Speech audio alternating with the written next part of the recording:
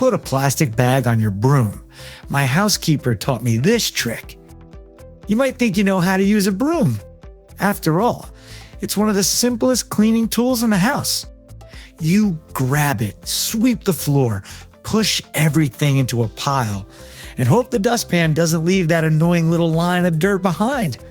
But I'm here to tell you that a broom can do a lot more than just move crumbs from one side of the room to the other. I learned this little trick from a housekeeper, and I'll be honest, the first time I saw it, I thought it looked ridiculous. She took one of those thin plastic produce bags you get at the grocery store, wrapped it around the broom, tied it in place, and started sweeping the floor. At first, I thought, okay, what is this supposed to do? But within a few seconds, I understood exactly why she did it. Instead of pet hair getting tangled deep inside the broom bristles, the hair started clinging to the plastic. Dust, lint, fuzz, and those little floating hair tumbleweeds that somehow appear 5 minutes after you clean were sticking to the bag instead of flying around the room. When she was done, she simply pulled the bag off, turned it inside out, and tossed the mess away. The broom stayed cleaner, the floor looked better, and she didn't have to spend 5 minutes pulling hair out of the bristles with her fingers. Brilliant, isn't it? But that's not all. Stick around because I will show you a few more practical broom hacks that can make cleaning faster, easier, and a little less annoying. For instance, you can use your broom to remove cobwebs. Instead of climbing on a chair to reach ceiling corners, take a clean plastic bag, an old pillowcase, or a microfiber cloth and wrap it around the broom head. Then gently run it along ceiling corners, crown molding, upper walls, and around light fixtures. This works better than using the bare broom because cobwebs won't get buried deep inside the bristles. They stick to the covering instead. When you're done, you can remove the bag or cloth and clean it separately. This is especially helpful in basements, laundry rooms, garages, porches, and anywhere spiders like to camp out. You can also use a broom to clean your baseboards without bending down. Baseboards collect dust, pet hair, and little mystery crumbs faster than most people realize. But cleaning them by hand means crawling around the room, and nobody wants to do that unless they absolutely have to. So wrap a microfiber cloth around the broom head, secure it with a rubber band, and run it along the baseboards. For light dust, use the cloth dry. For grime or stuck on dirt, lightly dampen it first. Easy peasy. Another smart broom trick is using it on carpets and rugs before vacuuming. This can be surprisingly effective, especially if you have pet hair pressed into a rug. Take a clean broom and sweep the rug in short strokes. This helps loosen hair, crumbs, and lint that may be stuck in the fibers. Then vacuum afterward. The broom does the loosening, and the vacuum does the lifting. It's a great trick for entryway rugs, low-pile carpets, pet areas, and spots where the vacuum alone doesn't seem to pick everything up. You can also use a clean broom in the bathroom. For example, if you need to clean shower walls or tall tiles, wrap a cloth around the broom head, spray the cloth with the cleaner, and use it to reach higher areas without stretching or climbing. This works well for shower walls, bathroom tile, and even the top edge of a tub surround. Just make sure the broom is clean first. You don't want to clean your shower with the same broom you used in the garage.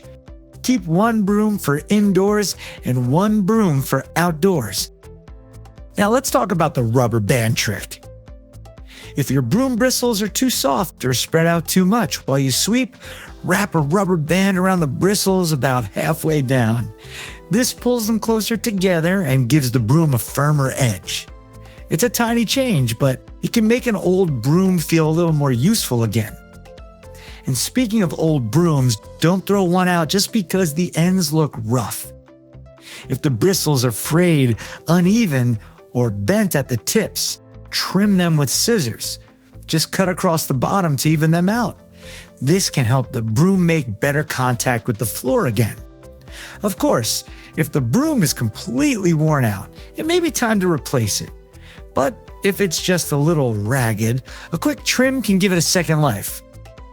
Let's not forget about the most annoying part of sweeping, the dustpan line. You know the one. You sweep everything into the dustpan, but there's always that thin line of dirt that refuses to go in. So you sweep again, and somehow the line is still there. Here's the hack. Place a strip of tape along the front edge of the dustpan with part of the sticky side touching the floor. This helps close the tiny gap between the dustpan and the floor so dust and crumbs slide in more easily. You can use painter's tape, masking tape, or packing tape. Just don't use anything too sticky on delicate floors. Here's one most people never do. Wash your broom. A dirty broom is basically just spreading old dirt around. Hair, dust, food particles, outdoor grit, and sticky residue can all build up in the bristles. To clean it, fill a bucket or sink with warm water and a little dish soap. Swish the broom bristles around, rinse them well, then let the broom dry completely before using it again. The best way to dry it is with the bristles facing down or sideways, somewhere with good airflow. Don't put it in the closet while it's still wet, because that can make it smell musty. And finally, store your broom the right way. If you leave a broom standing on its bristles, the bristles can bend, spread out, and lose their shape. Once that happens, the broom doesn't sweep as well. It starts missing dirt, leaving streaks and feeling flimsy. Instead, hang it on a hook, store it upside down, or place it somewhere the bristles aren't being crushed. This one little habit can help your broom last longer. There you have it. I bet you didn't know a broom could do this much. Let us know your favorite broom trick in the comments. The next time you get one of those thin plastic produce bags from the grocery store, don't throw it away. Put it on your broom and try sweeping with it. It's one of those hacks that looks silly until you see how well it works. Who knows? You may never go back to sweeping the old way. Thanks for watching. If you found this video useful, give it a like and share it with others. And if you have your own cleaning trick that sounds strange but actually works, share it below. Don't forget to subscribe and turn on notifications for more simple household hacks.